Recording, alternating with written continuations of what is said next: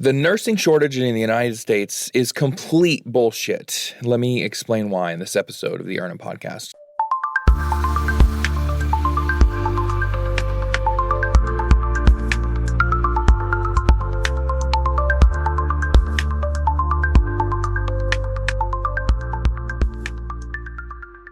Stop believing all the bullshit that you're told.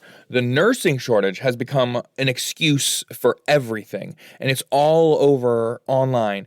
It is the current accepted narrative of complete bullshit that everybody is believing.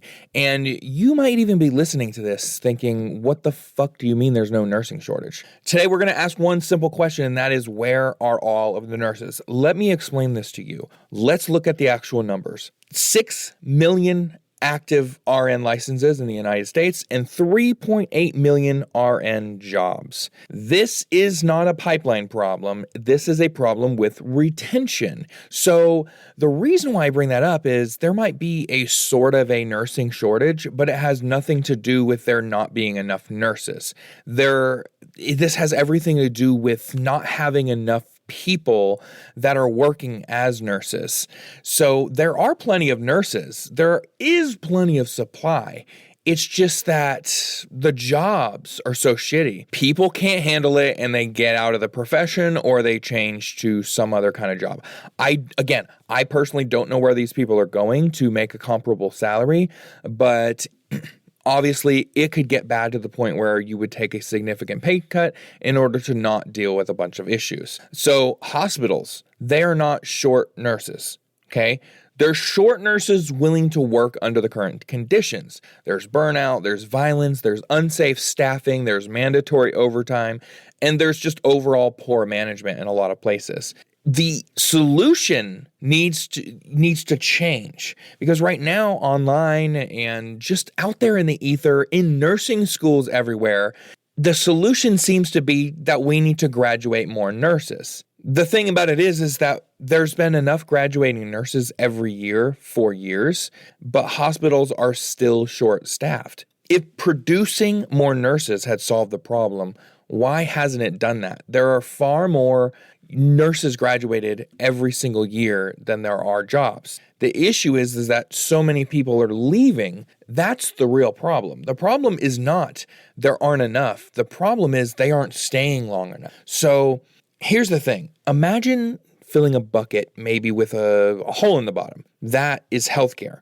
And instead of fixing the hole, they just keep pouring in more water. And this has had people stuck for so long that it is part of the reason that I hate to bring it up for the 50th podcast in a row, but a large organization accept this bullshit as reality and reframe it to fit their narrative and spill out this filth and this misinformation to everybody, and they just believe it. Again, whenever the loan limits were an issue, and they still might be an issue because everything's still going on in court, one of the most major argument is that the nursing shortage is going to be worse if there are loan limits placed on nursing programs. And this was by large organizations. ANA, I'm talking to you. If ANA was a person, that person would be a complete moron, have no idea what the hell they're talking about. The real issue, and the issues that nurses everywhere have issues with, no organization is currently doing anything about it. Instead, what's happening is a bunch of people are just going on strike, and they have staffing issues, and those hospitals just call in a bunch of travel nurses so their needs are still met. And then whenever they're done arguing with the nurses, or whenever their benefits run out from the union of their lost wages that they're losing, things just never really fully change. Now, there has been a lot of progress, obviously, from certain things like this, but the thing is, the root cause of the issue needs to be fixed, and it needs to be fixed before artificial intelligence completely sort of comes to its full potential. Otherwise, we're going to have a serious issue of nurses that currently have 5 or 6 patients on a med-surg floor are going to have 12 to 15 patients on a med-surg floor because AI is doing all your charting for you, and maybe even making some decisions for you or supporting your decisions.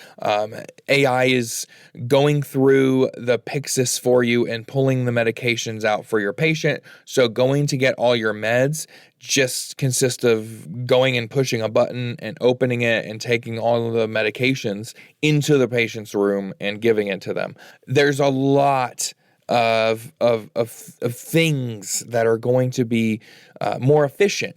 And there's going to be, again, a thousand times, and I had a guest on the show that proved sort of my fear, which is the second that things start to become easier for nursing, they're not going to allow that.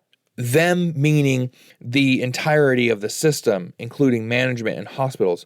No one is going to allow for just people to be taken care of better and feel better, even though hospitals say that they care about patient satisfaction. They do not really care about patient satisfaction because it comes at a cost right now.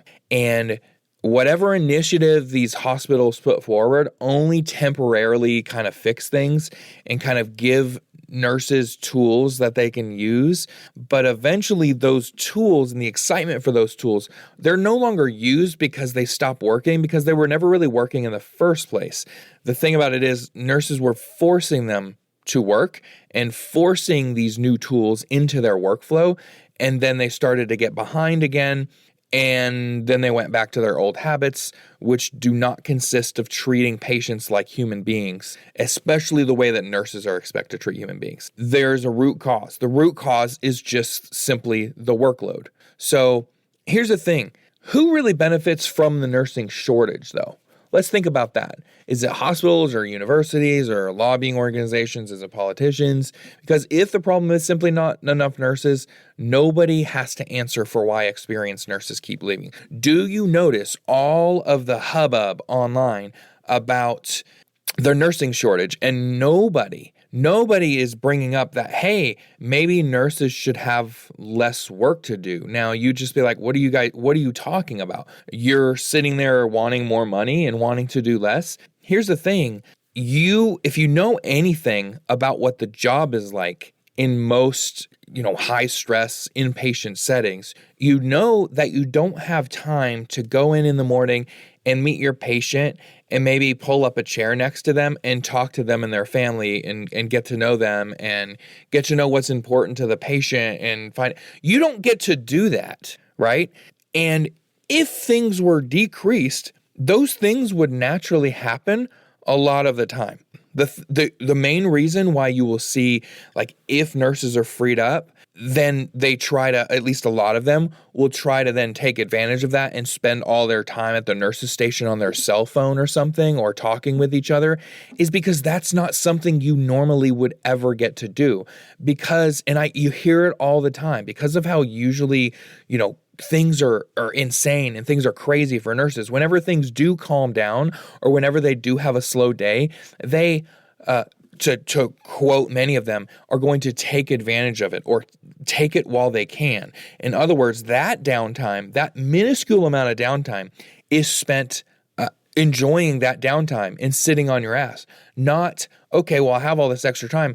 Let me go and talk to one of my patients about whatever they want to talk about. Let me go sit down and try to have a conversation with them, or go, oh, they're watching TV. Let's talk through that. Let me talk with their family about all of their concerns.